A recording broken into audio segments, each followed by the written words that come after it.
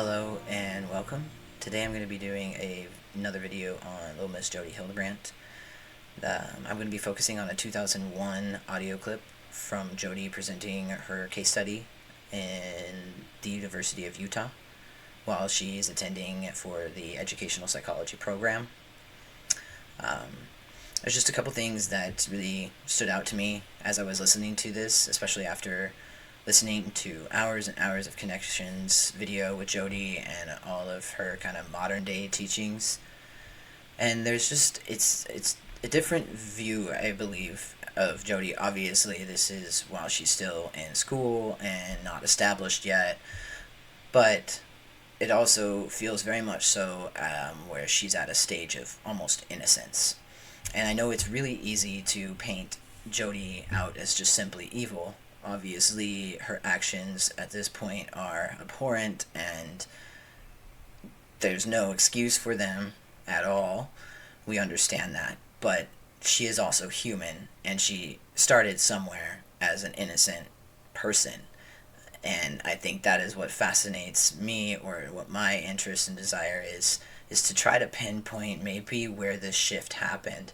And not that we can ever really know for sure, because we aren't Jodi, we aren't close with Jodi, we are only getting the information that we can find from online and what's presented to us now and current. So, but I feel like there was a moment where she could have maybe chose differently, or what if she did choose differently. And I feel like this clip in particular kind of gleans light to maybe some of that. So, again, I'll be playing a good bit of the clip, but I will be kind of jumping in and explaining my thoughts throughout, which does lead me to the statement that this is all alleged and opinion in this video. I do encourage that everybody go and do their own research and formulate their own opinions on this whole situation. I really do believe in, a community and sharing information and coming together to bring things to light. This particular case and everything is just really touched on a personal note for me, just from my upbringing as well, and my background and who I am. But it does feed my hunger to understand and to research and to do this. I doubt myself all the time throughout this. I always wonder if I'm even should do it, or I'm doing a good job. And I know there's going to always be people out there that are going to say negative things, but I'm really coming from a place of genuine care and concern, because I do see this as a bigger issue. Jodi is just one person, and right now she's in the spotlight, and I want the book thrown at her, as I think pretty much anybody does, considering all the stuff that is continually coming out.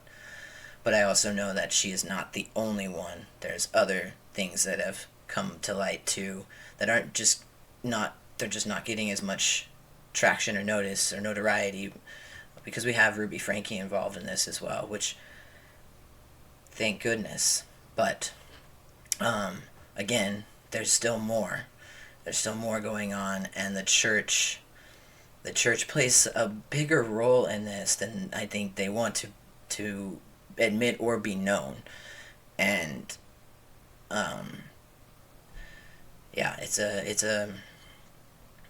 it's a bigger picture.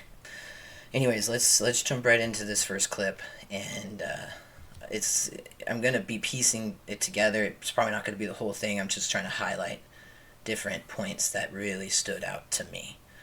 So let's go. That has recently begun to be researched and analyzed. My statement is the experience of LDS women and how their culture influences their manifestations of their sexuality. It is such a rich topic, and one that I personally has personal meaning to me. To tell you a little bit about myself, I am a resident of Utah as of, I think, 13, 14 years. I was born and raised in Arizona. And I probably would call my familial structure fairly rigid. very stereotypical LDS. But I never did question that upbringing, probably until I got married, and my marriage dissolved, which was quite a shock to me, because my religion did not teach me how to prepare for that.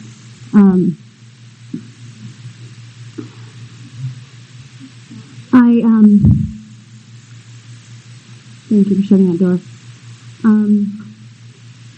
As I was going through my divorce, I applied to the University of Utah and was accepted into the educational psychology department.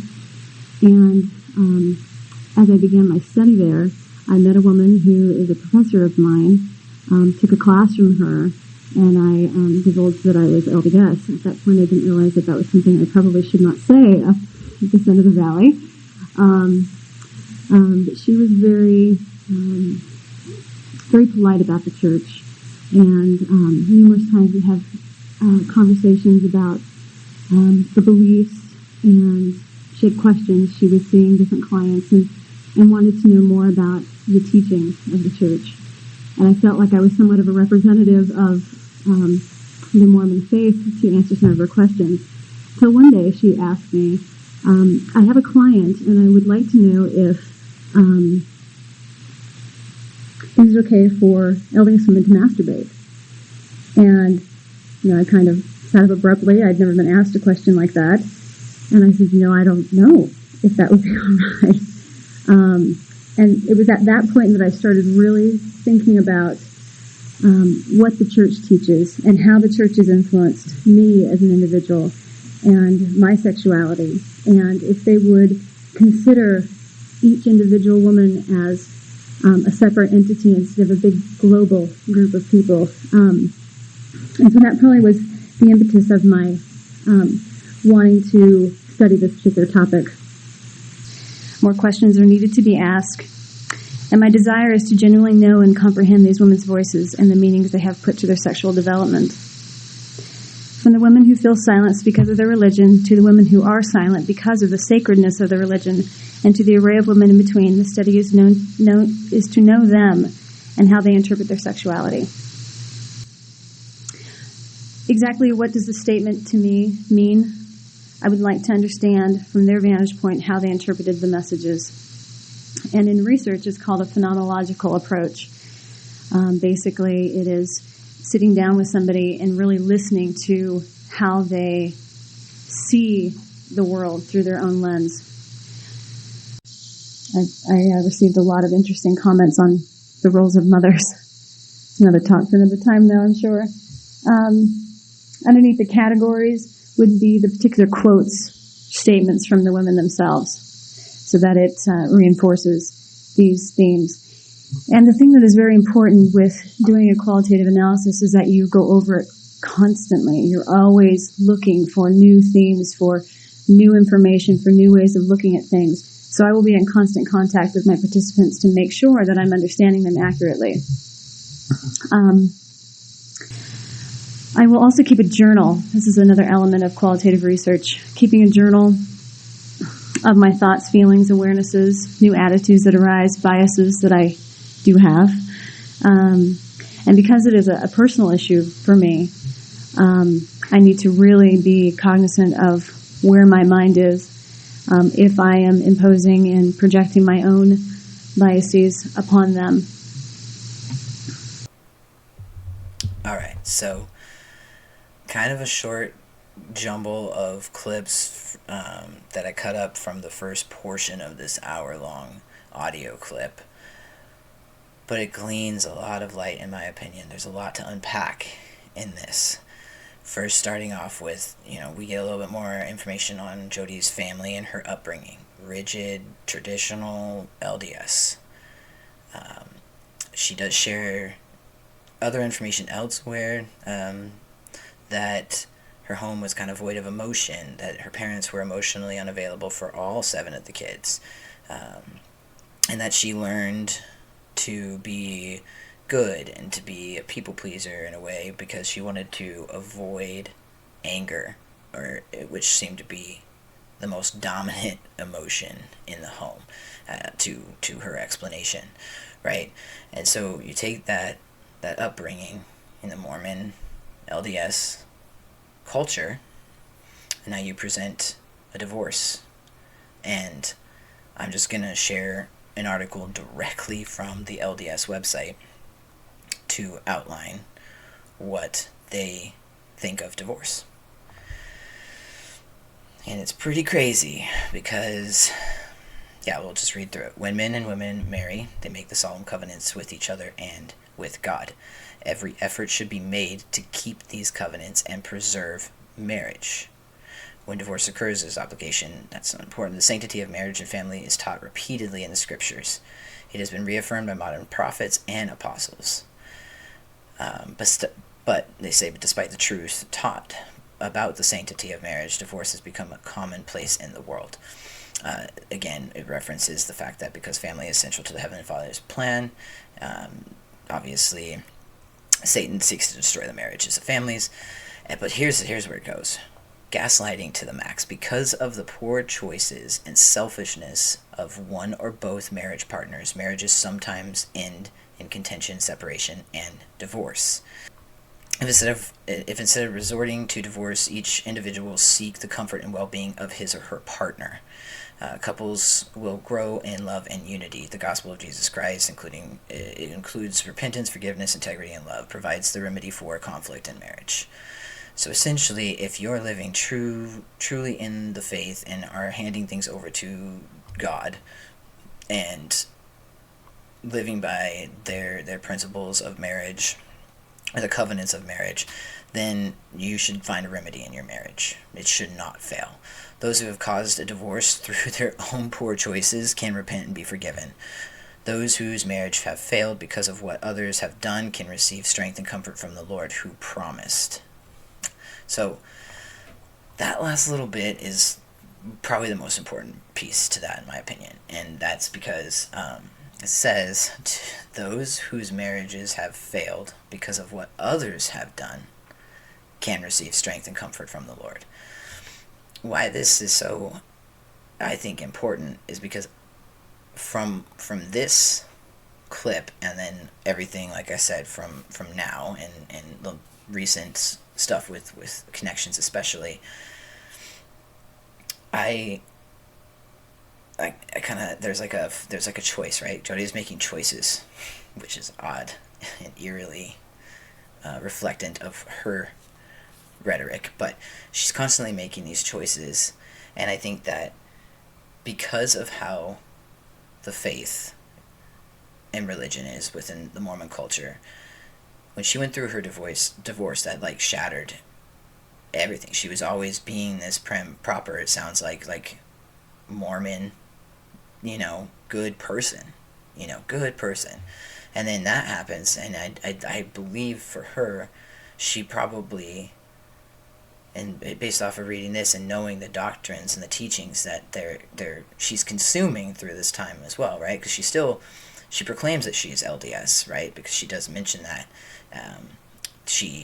that's how she fell upon this whole topic. It was because she confided that she was LDS to a professor, and the professor started asking her questions specific to the LDS constructs, right? So she's still very much so feeling like she's a representation of the faith, and yet she's got this marriage that's falling apart, or fell apart, and now she's divorced, and now she's a single mom, and now, and if you look at this, like, she could either put blame on herself, or she could point the finger at her husband, which feels like is the route she went on, considering that video I kind of showed at her at the end of my last video about her talking about her experience and how connections kind of came about for her, and the principles of truth came up for her, right? So I think that she did the latter. She said those whose marriages failed because of others can find strength within the Lord. So that's my feeling on it. That's strongly what I think came to that. And she makes that little snippet later on, right, saying how there's a lot of different opinions on motherhood. She'll bring that up later in another clip, and I'll touch more further on that, but it ties kind of back into this a little bit. And then another part of this that I found was interesting, totally kind of a little bit of a different direction, but the fact that some of her teachings, or like approaches, her approaches were pretty sounding similar. Sitting down, one-on-one, really trying to get to know this person. I think at that time she genuinely did want to get to know these women. I think because she was struggling. She was personally having her own internal struggles with her faith and with her position and why this was happening to her if she had been so good and so nice and devout, all the way up to this point. So then she's got all these women who are coming to a safe space with her to confide on things that typically are pretty taboo within the culture. And she says that when she had told her the women in her case study that she was LDS, that they felt a relief almost, that they felt like they could relax and be comfortable because they all of them felt like they were a representation of the church. And based off of the teachings, women aren't supposed to talk about this kind of stuff, even with each other. And we'll come back to this again. There's some other stuff that comes up, but I just feel like she's searching for some level of identity or some ground to stand on, considering where she's at in her life, and then the topic of discussion for this study. So let's play a couple more clips and go a little bit further in. There's more information that comes out, and it kind of all ties together. So the majority of the women told me that they were comfortable talking about sexuality, but when asked if they would be comfortable talking to a neighbor or a relative, when I probed them a little bit more, it was very difficult for them to say that they would. They wanted to defer to the bishop, stake president, to a spouse. And so I pushed a little bit and said, what if they don't feel comfortable talking to those men and they need a woman's perspective? There were probably 4 or 5 that said that that would not be appropriate. The church would not condone them talking to them about intimacy, sexuality, because of the sacredness. And again, I think, what exactly does that mean? Out of 23 women, 2 had talks with their mothers about sex and sexuality. 1 out of the 2 felt comfortable and sensed that her mother was comfortable with it as well. And all 23 reported receiving the majority or all of their information about menstruation at school by watching a film in 5th or 6th grade, which I thought was fascinating. Every single one of them said, we saw that film in 6th grade. Many of the women reported that motherhood was the greatest and most noble calling, and that it would not be appropriate to work outside the home. And again, at that juncture, they realized that, because I had told them that I was a single mother, and again they said, "Oh well, not you. You're an exception," which it validated the feeling that I was having, the gut response that I was having, that they wanted to make sure I was okay with what they were saying. To me, this brings up the issue of roles of women in the church and what is appropriate and what is not. The group experience, I've held 3 groups thus far. There are 23 women, and we're going to hold probably 3 different groups, 5 to 7 women in each group. I've had 3 thus far, and it's been fascinating to watch others' meanings being projected outward into the group. Like I said before, I was thinking that people were going to be fairly silent and give yes/no answers.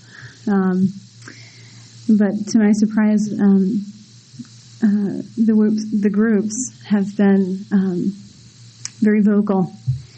And one woman in particular became quite angry as she asserted, leaning over another lady, pointing her finger, "Jane, you are wrong."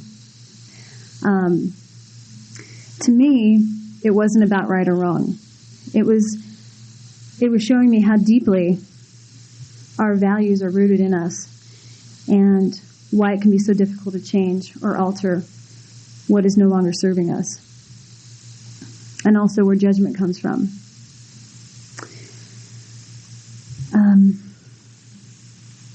All of them reported that they are actively wanting and trying to give their children a better and more satisfying picture of sexuality than they received.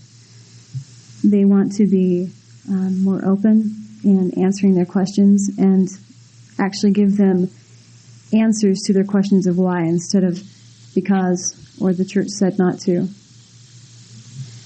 As of this point, I'm pulling together what it is that struck me. This is what I'd like to report on this morning.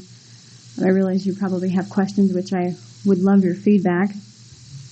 So next year I intend to be here and give you a final analysis of what it is that I found and what we as members and not members of the church can do with our own children to teach them a more healthy version and form of their own sexuality. Thank you. So again, I feel like this is just kind of continuing to build off of my previous statement and speculation on Jodi trying to find some form of identity while in this point in time. And I think this is beginning to create her calling in a way.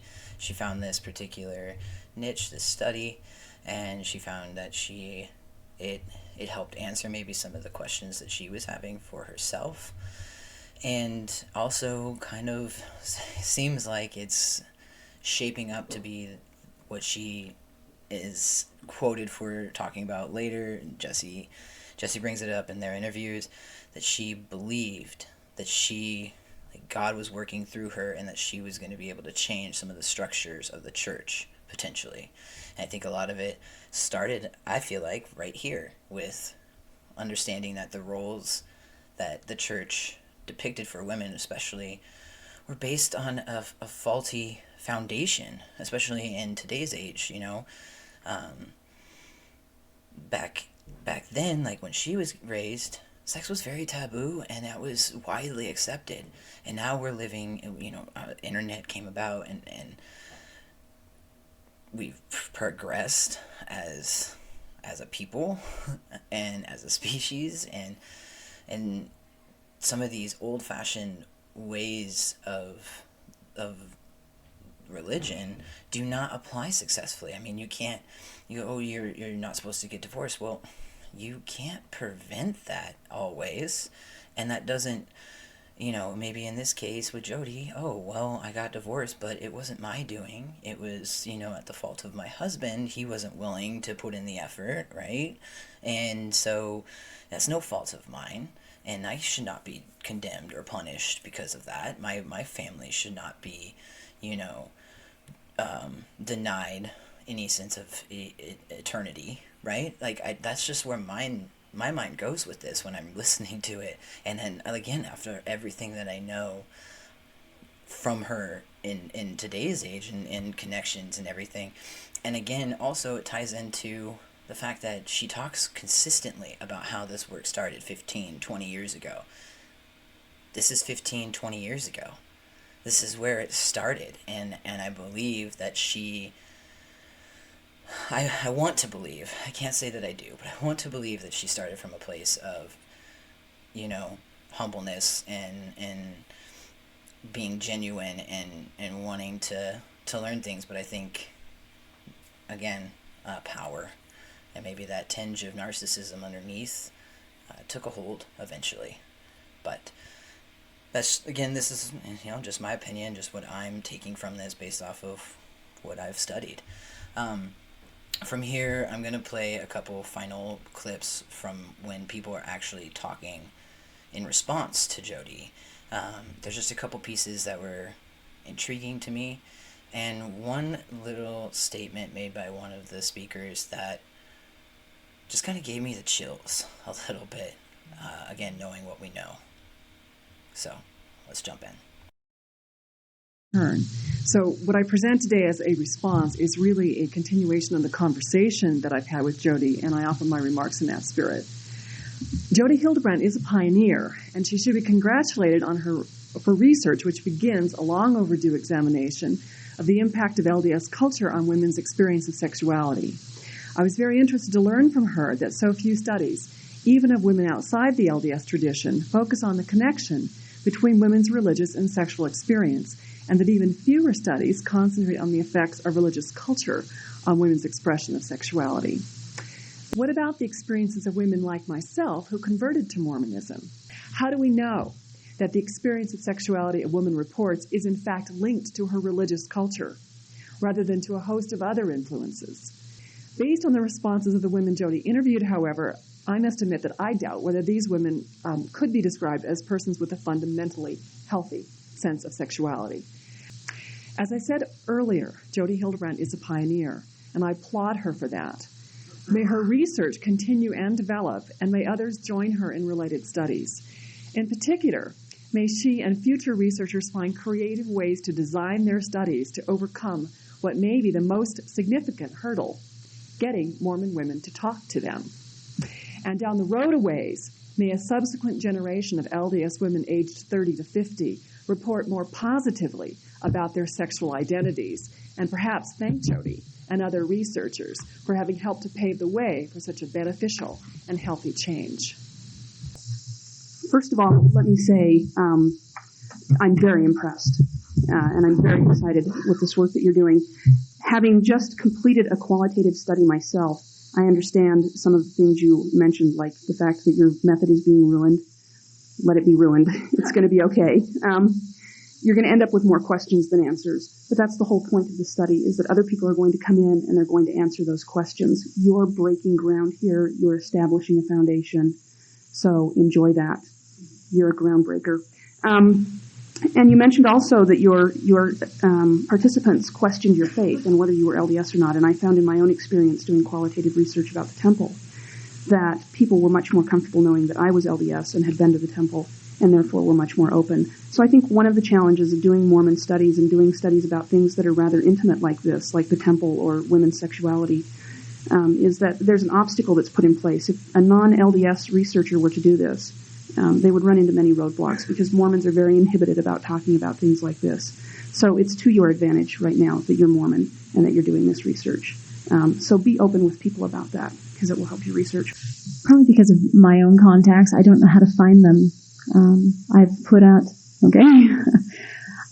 out feelers and talked to people that I know, family, friends, Relief Society presidents, bishops. I was discouraged at putting an ad on the university campus because I was told that probably wouldn't get anybody, and they might be a little bit more leery about talking to me if I advertised in that way. But I didn't do it, so I don't know what the response would have been.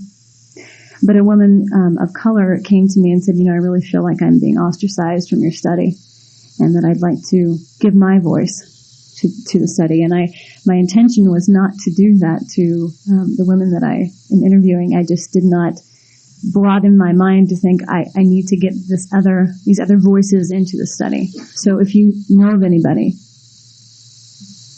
I mean, like if I'd seen your ad in the paper, I would have been thrilled. I would have called you in a heartbeat. I mean, I couldn't have gotten to my cell phone fast enough.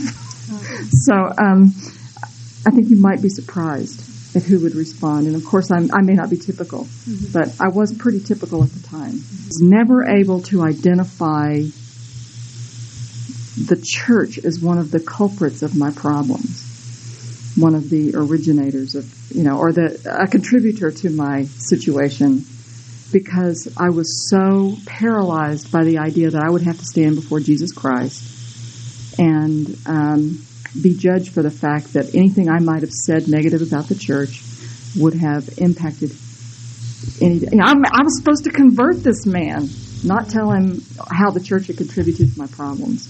And then it's also distressing to me that women are not have been programmed to believe that it is somehow sinful for them to discuss with each other their sexuality or their sexual problems.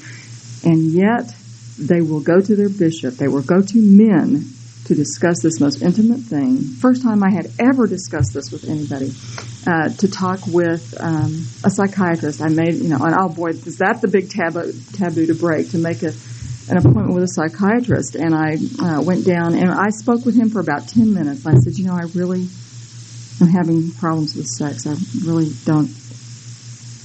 just don't know what to do. you know. And he said, well, you know, women don't really like sex as much as men. So don't worry, you're normal. But again, further questioning needs to be done, and I'm hoping that my connection to the church and my membership of the church will be a factor to allow them to disclose that to me and to themselves. I've had a couple emails come back to me saying, you know what, I want to add something. I want to change this. This isn't exactly what I meant. Because I've never thought about the questions that I asked them. I chose born and raised in Utah because there were easy access for me to get to. I don't have a lot of money to travel all over the United States. It makes me smile because quite a few of the women said, you need to talk to my mom. She's the one that made me this way. You know, she's the one that taught me this. And I can't get her voice out of my head. And they also followed it up with, but she probably won't talk to you. So isn't that telling? I kept getting the sense is they didn't know where the boundary was, what was okay and what wasn't. It's like they wanted to express themselves, but where's the line? Where does the church draw the line? In fact, I even had a woman ask that. What is right and what is wrong as far as the church is concerned? What can I do behind my door and what can't I? And this woman was in tears saying, I want to be good. To apologize, I walked in late, so I didn't hear your entire presentation, but I do have something to say about this question of what sacred means.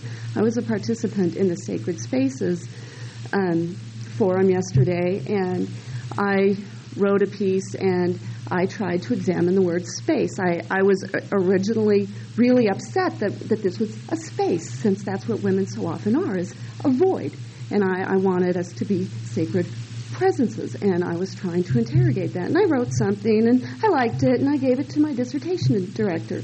And she said, there's some interesting stuff, but you don't do anything with the word sacred. That hadn't occurred to me.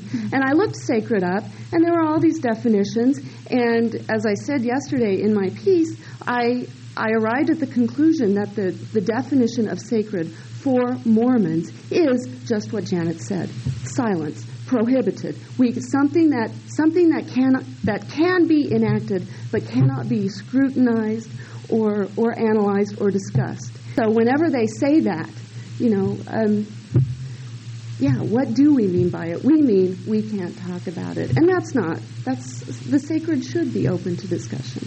And so, my question is this: I haven't done sociological research for years, but I do it in my mind, as you probably do as well. And I'm a convert to the church. I was baptized when I was 15, and so I wasn't instilled with any of these ideas about sex or what's sacred or what you can talk about.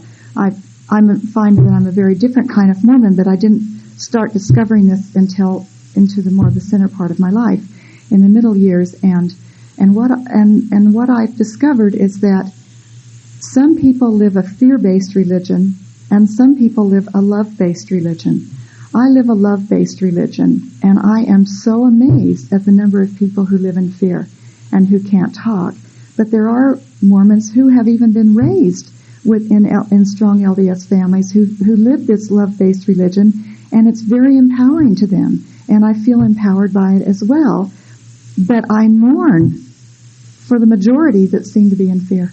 Mm-hmm. And I wonder how that might play out into your research of finding those who maybe feel more love than fear, mm-hmm. and what that would be. Mm-hmm. Thank you for those comments.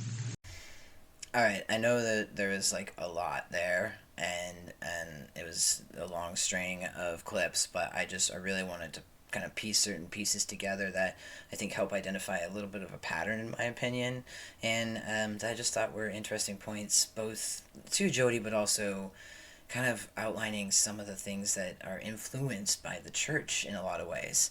And so the first thing that we really, that I noticed is that there's this, obviously they're talking about this being groundbreaking, you're a pioneer, and obviously at that time there wasn't a lot of studies done. She references that there's only been one other study really along the lines of what Jodi was researching, and that Jodi just decided to take a little bit different of an approach to the material that she was wanting to research.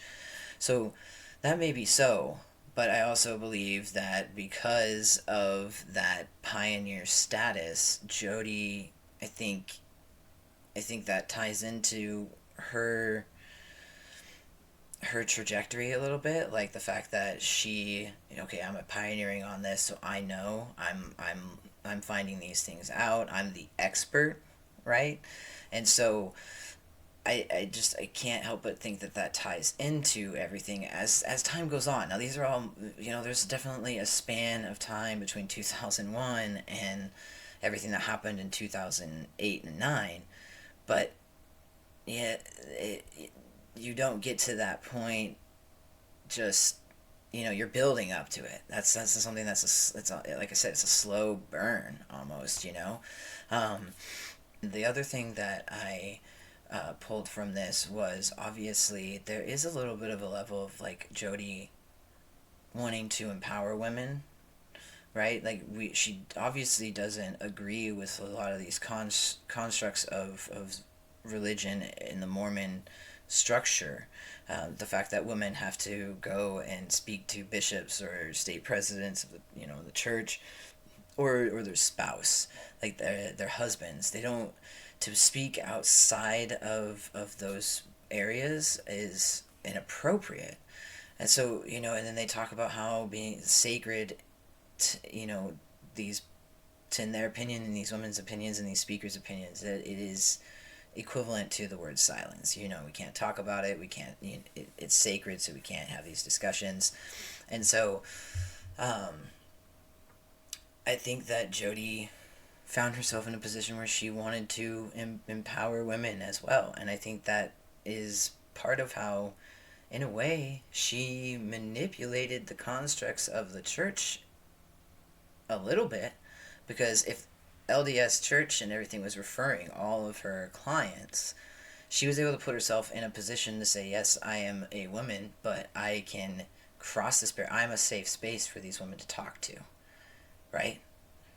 I'm a safe space, and I'm doing this as a calling of God, so that way it's not inappropriate for them to talk to me about it, because I'm a therapist as well, right? Like, so she used, I strongly believe she used that piece, and she chased this niche down. The addictions and the ideals of addiction, I think, I don't have anything that I can really pinpoint the development of those onto yet. There's a good 7 years between now and the stuff that this time in the clip, and to the stuff that ends up coming out with Adam in 2000, starting to happen in 2008. But there's other reports seemingly around that time frame too, where she's already started these types of methodologies. Yeah, I think this is the starting point. I think this is where things start to manifest. She found her niche, perfect storm, perfect time frame.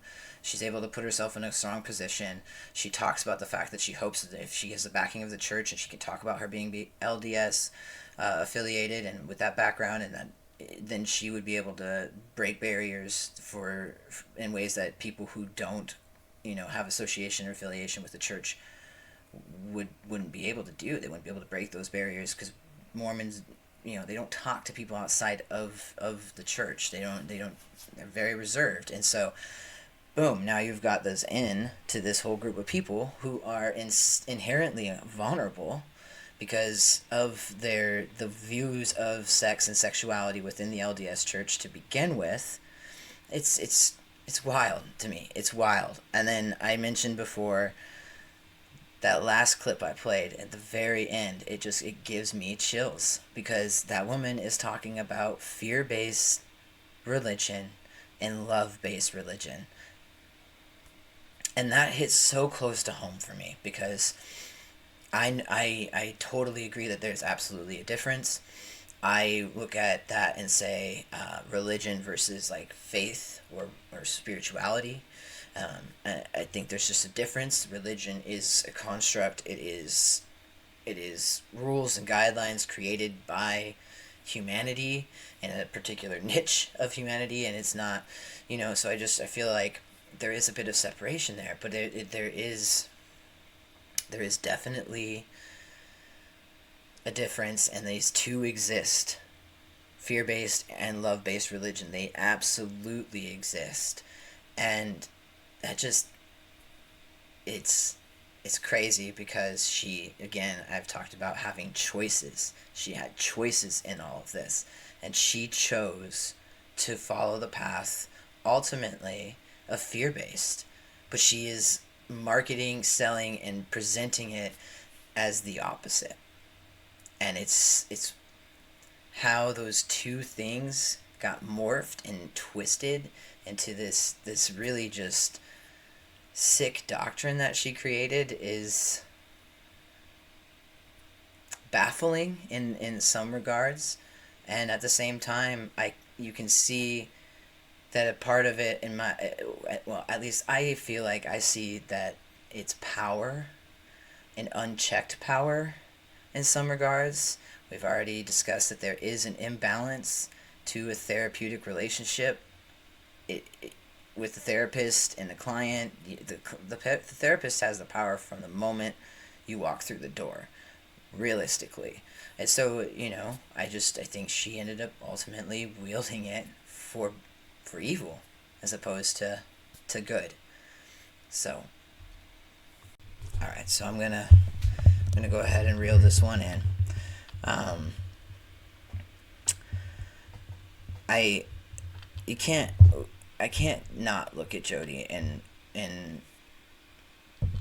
look at her and understand that she is human, and people, we all make choices throughout our life, and they have results, they have consequences, and her consequences obviously didn't catch up with her right away, but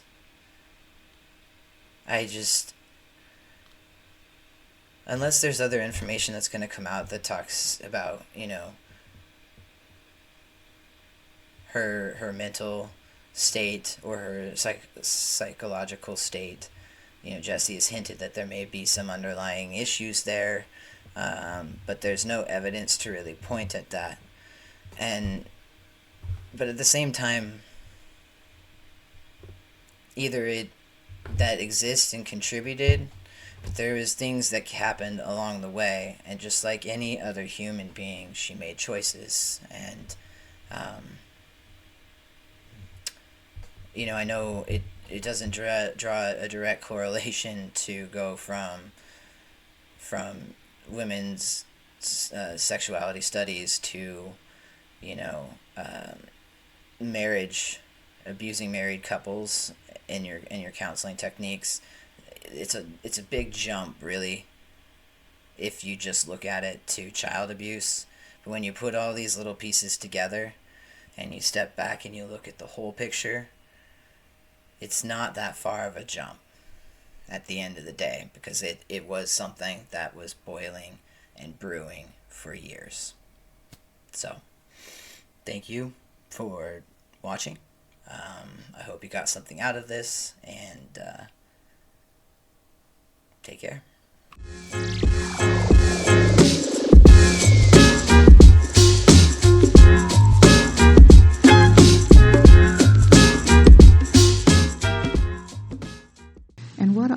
And what I've discovered is that some people live a fear-based religion and some people live a love-based religion.